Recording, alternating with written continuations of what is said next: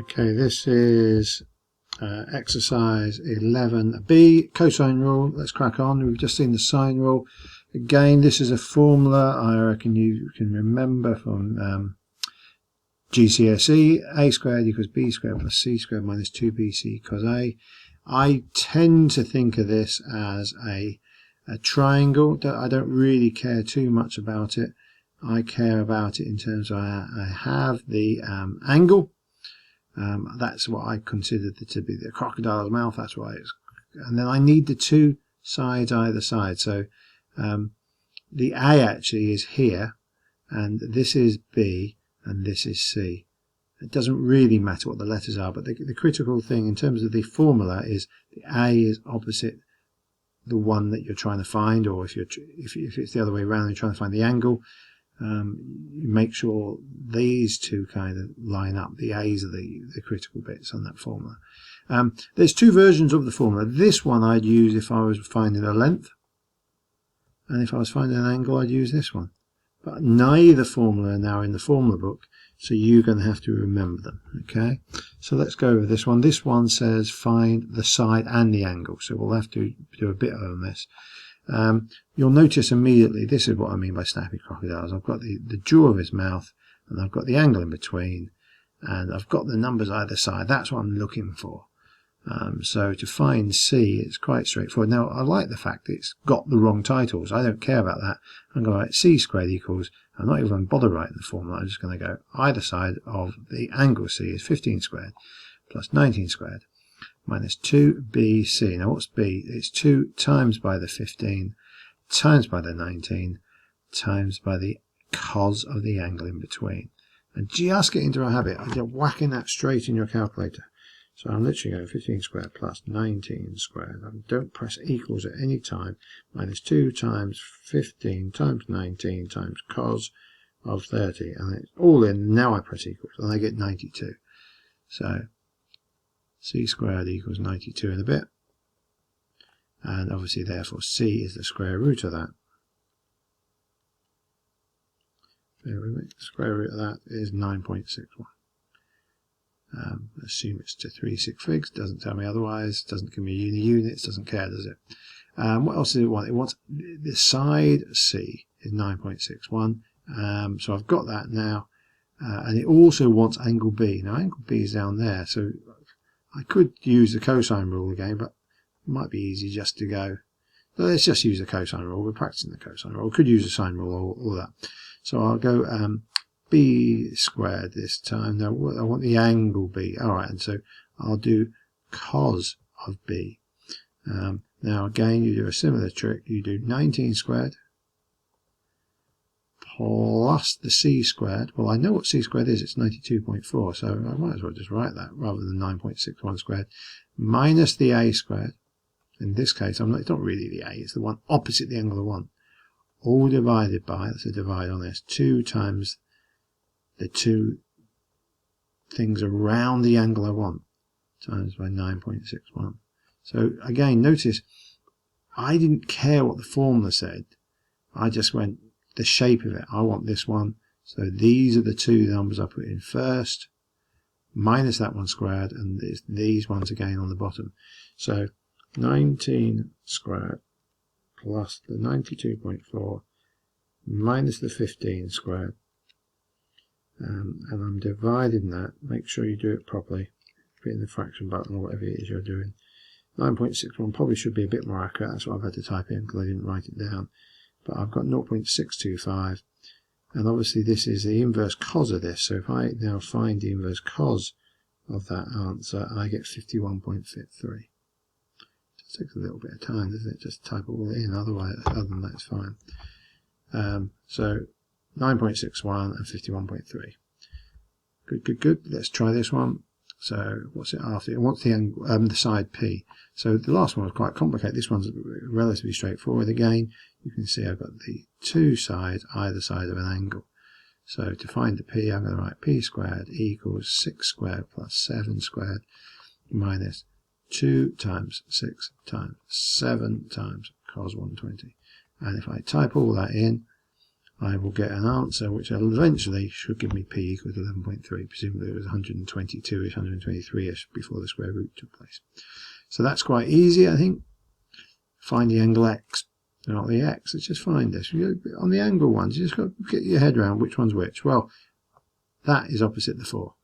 So I'm going to write cos x equals, so I'm going to use these two first. 6 squared plus 8 squared minus the 4 squared. Notice the 4 squared is the one that's opposite the angle.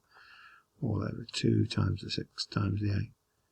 So to type that in, 6 squared plus 8 squared minus 4 squared divided by 2 times 6 times 8, and I get 7/8 of that. So obviously I inverse cos that, and x is then inverse cos of that answer. I get 28.96 or 29.0 if I round to 3 sig figs. And there it is. Say a similar question. This time, again, I shall leave you to do this one. It wants all the angles. If you're going to do all the angles, you've got to start off somewhere.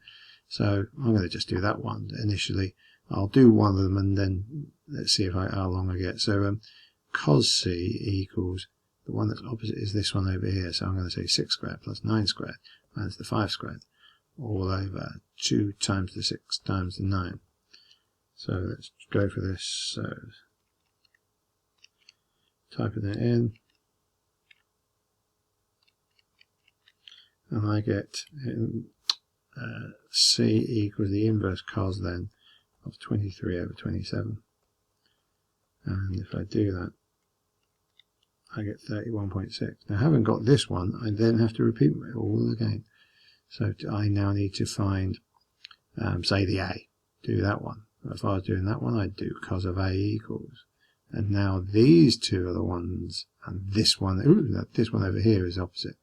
So I do the 9 squared plus the 5 squared minus the 6 squared all over 2 times the 9 times the 5. So typing that in,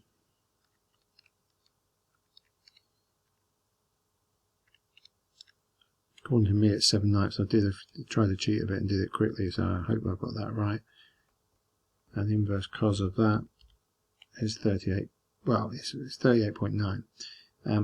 Now I've got two angles. I can easily find the last one. I've got that and I got that.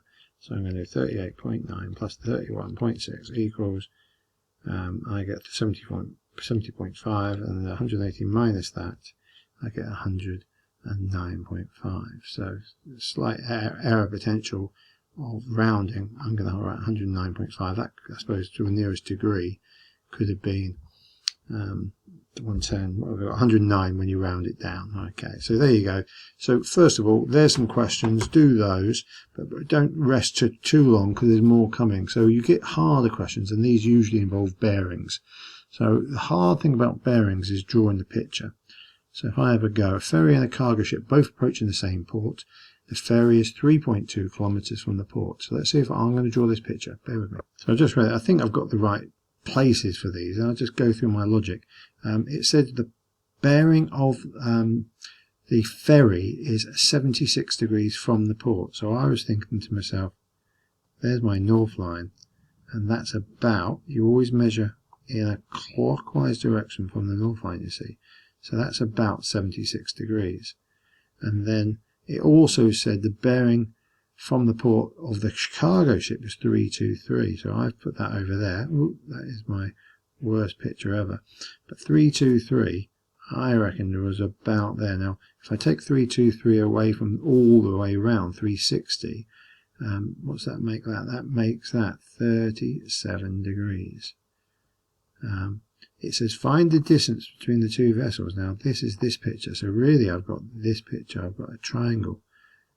That's my worst bit. There's my port. Now 37 and the 76 adds up to 113. So I've got 113 in here. And that's what I'm after. It also gives me a couple of distances. It says the cargo ship is 6.9 away. And this is 3.2 away. So you can see if I want the distance over here of the cargo ship to this, it's a cosine rule question. But the hard part of this was doing this. But now I can just write d squared equals 6.9 squared plus the 3.2 squared minus 2 times the 6.9 times the 3.2 times the cos in between. And again, I did say to you before, just type these in. So 6.9 squared plus 3.2 squared, and I just realised I hadn't written squared there. There you go. Minus 2 times 6.9 times 3.2 times cos 113 equals, I get 75. D squared equals 75.1. D therefore is the square root of that. And I get 8.67. Let's see how accurate I've done that. 8.67. Now again, the next thing it wants is the bearing. The bearing of C from F, it says. I didn't even read that, so it just goes to show you need to read. There, the bearing. Now the bearing of C from F. Now the critical thing is of F from F. So that's where my north line is drawn. I need to find that angle.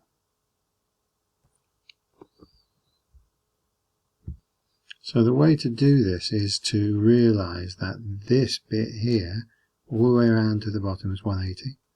I know that this angle and this angle are alternate angles. Can you see the Z? So that's 76. If I can find this tiny angle here, this one which I'll colour in there, if I can find that tiny angle, add 180 and 76 and that's my bearing. So I just need to do that. That's the angle over here that I was trying to find. So I'm going to write, well, I can do it in a number of different ways. I can use the cosine rule or the sine rule. It looks like they obviously want me to use the sine rule, so I suppose let's use the sine rule. I think I've got enough information. So the sine of F divided by 6.9 equals, and I can use this one, the sine of 113 divided by the D, which is 8.67.